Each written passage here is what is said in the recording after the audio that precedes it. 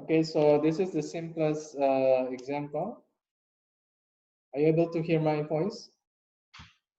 Yes, sir. Yes, sir. So Yes, sir.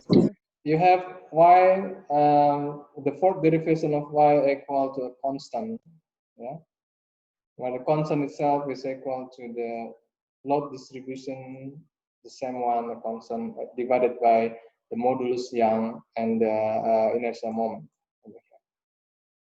So if you have this case over here, and then this is a simple case, so you can actually solve this directly. Y for the representation of y equal to k, so then you have y triple is equal to kx, sorry, kx plus c1, right? And then if you integrate more, y double x will equal to k over 2x squared plus c1x plus c2.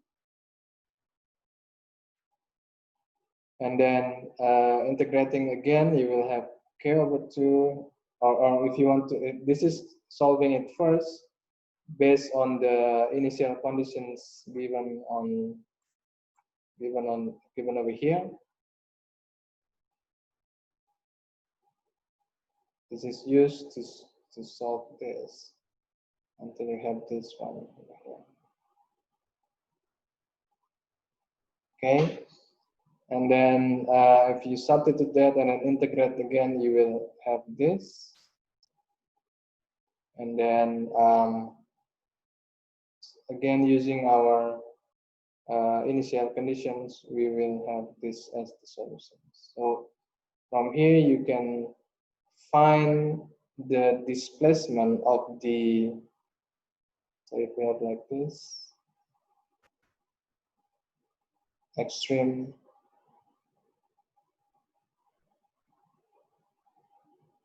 then you can find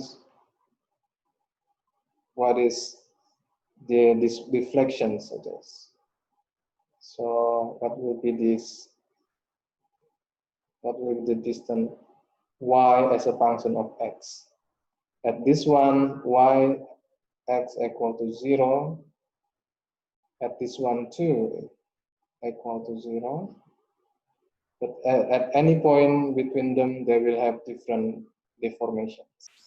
And then it's given by this formula.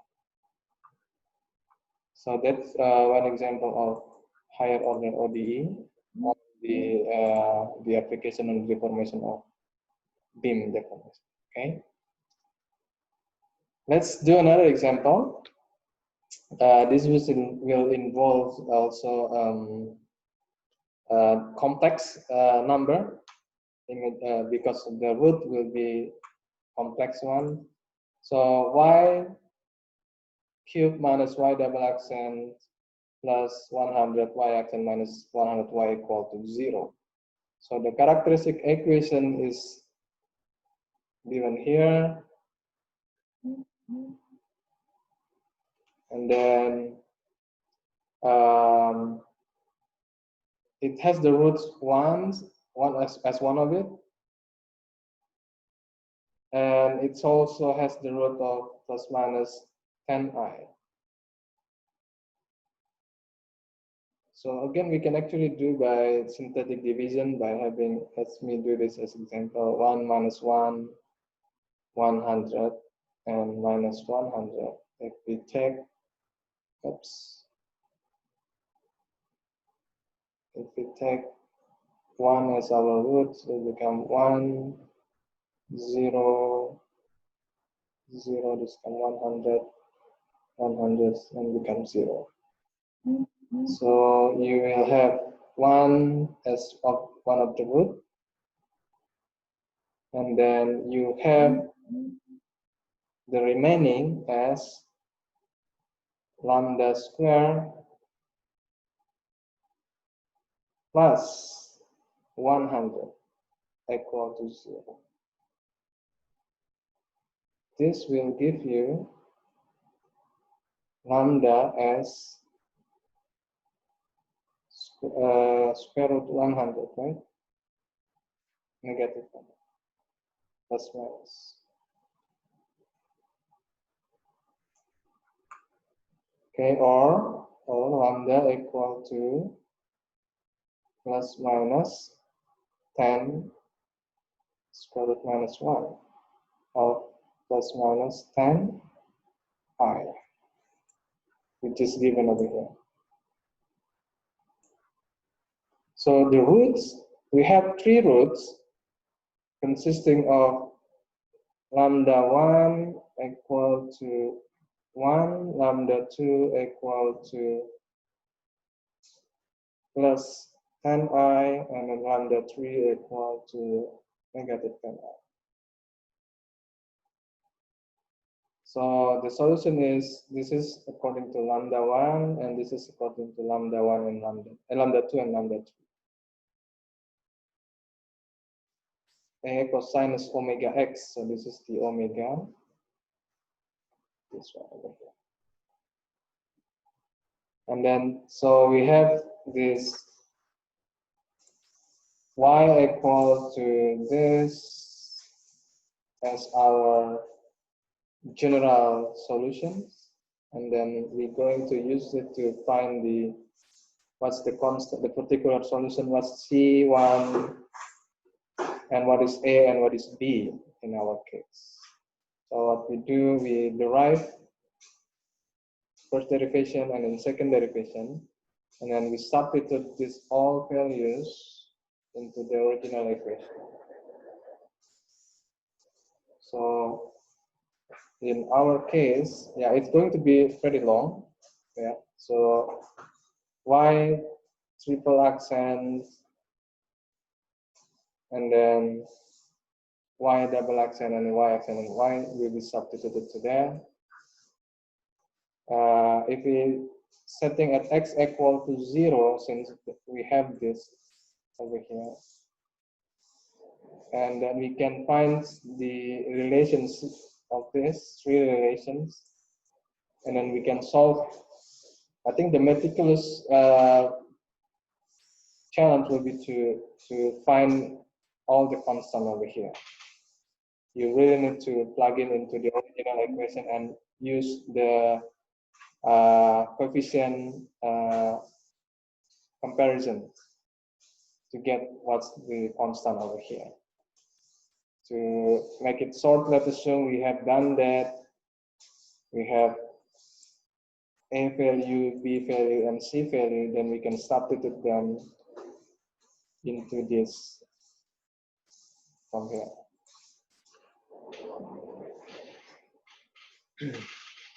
Yeah, you have to, I think in my suggestion would be you have to try to plug in this into the original equation and then try to really get into the initial conditions. Or we can also use this actually. If y is this form, if we set up according to this, yeah, then the first equation will become 4 equal to C1 plus cosinus 0 is equal to 1a. So yeah, so we can also do that. We can also plug it into the initial conditions. And then for the second conditions, we have 11 equal to C1, and then 0, okay, minus 10, because sinus 0 is 0, plus 10b. And then for the third one, you will have negative 299 equal to C1 minus 100a minus 0. And then you can find C1, A, and B, and C. sorry, C1, this is C1, A, and B to get the final solution of this. Okay, any questions?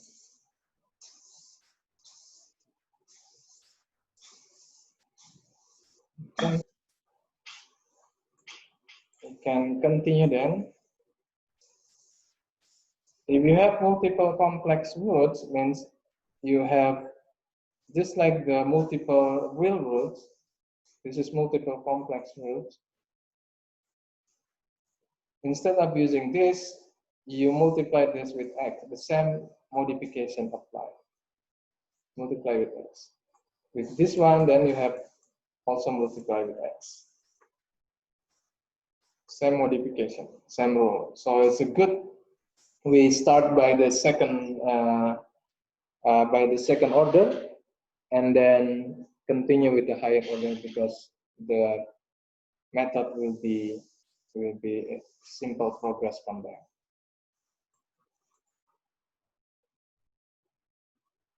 Okay, and then more complex one is we have the non-homogeneous. But again, it's actually a simple progression. Back again, now you have Rx is not equal to 0.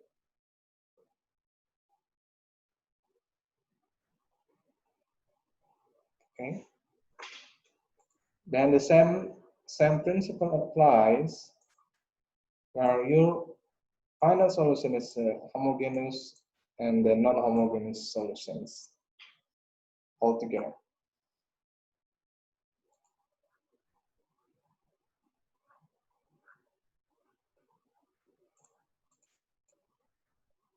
Skip this one. Again, the same method of undetermined coefficients on the second order will also be applied on this higher order. So you're going to have basic rules, modification rules, and summation rule for this higher order. One example is this one, where you have y triple xn, the third derivative, plus 3y double plus 3y plus y equal to this one. The solution will be yp equal to c e to the power of minus x. That is your intuitional choice of your yp. But you should not take it directly. You have to find first your homogeneous solutions, which will give you actually the e to the power of minus x already chosen by the already used by the homogeneous solutions. So we need to modify this, since if you add x over here, it also has been used. If x squared also have been used, so the only way to move forward is to have cube over there. That's why you have this.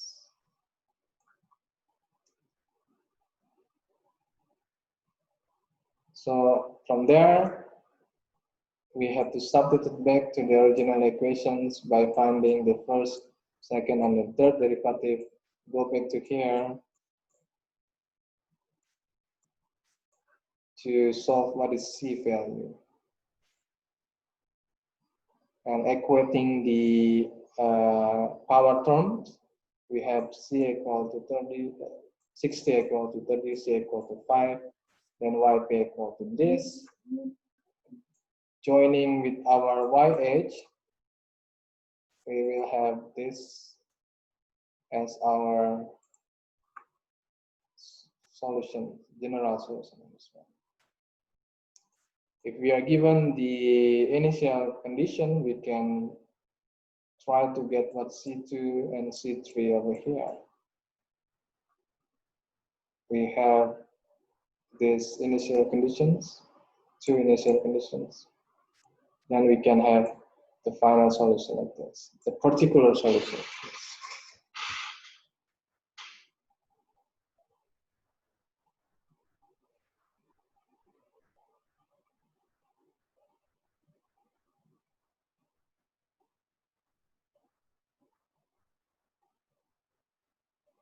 Okay.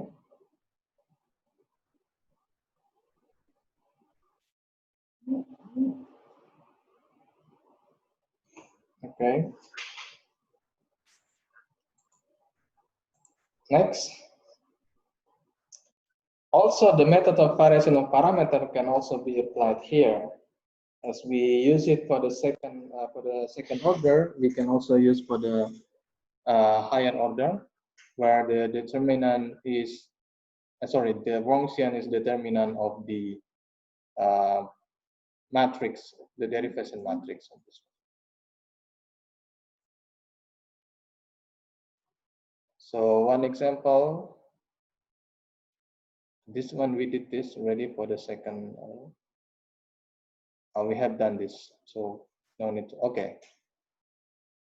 Another form of non-homogeneous is called the Euler-Cauchy equations, where you have this. Remember, before we have constant coefficient, but for the Euler-Cauchy, it's not a constant coefficient; it's a function of x, but it takes order like x cubed, x squared, x, and then x to the power of 0. So although it's not a constant coefficient, it's actually having some pattern on it. So you're able to solve this kind of equation. It's called the Euler-Cauchy equations by substitution of y equal to x to the power of m, and then develop. So this is the characteristic equation of Euler-Cauchy. We will have the same method. We develop the characteristic equations instead of lambda on our previous constant coefficients, but now we have m on our Euler-Cauchy one, where we substitute y equal to x to the power of m. Then similarly, we're also going to find the homogeneous solution first. And then for the non-homogeneous one, since this Rx is not listed on our table, yeah, lnx, we have to use the variation of parameter. So we need to find the Wronskian of it.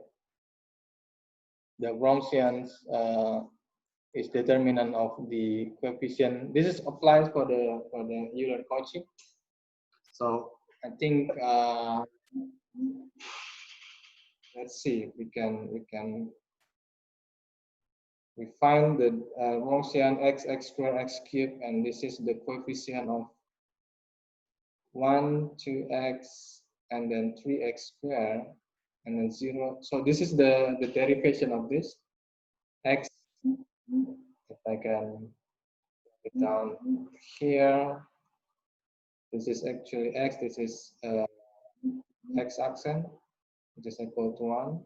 This becomes 2x, and this is the second derivative becomes 0. This becomes 2. This is becomes 6x, and you find the determinant of it.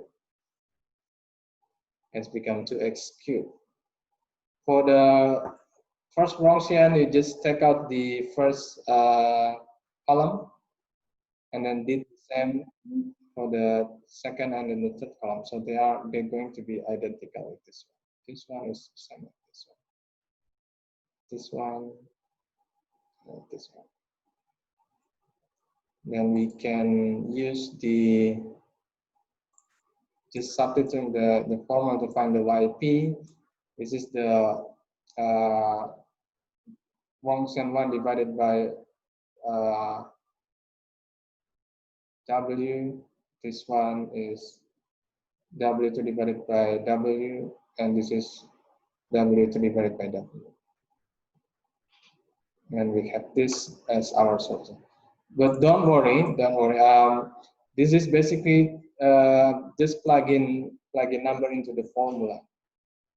What I'd like to highlight is that all the concept or the method we discussed on the second order can be applied for the higher order. So method of undetermined coefficients. So we deal with the method to find YH, yeah, and then method to find YP. We can use method of undetermined coefficient. We can use also the variation of parameter. So this apply with the table, and this apply with the function. And then we can do that. So as long as you're able to do on the second order, you're good with the third and fourth order and so on. It's just more tedious method because now you involve more roots than the second order. Okay. Okay, so I think that's for today. Any questions?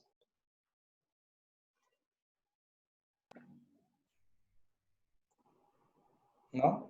No, sir. Okay, so just to make a recap of what we have discussed today, we have, I think I need to show the, just to keep us on track on the schedule. You have homework to do this morning. I think it's been done. Homework 3 is ready. I'll send you today also.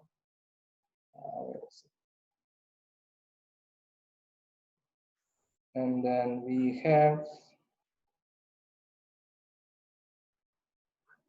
let me share. And this stuff.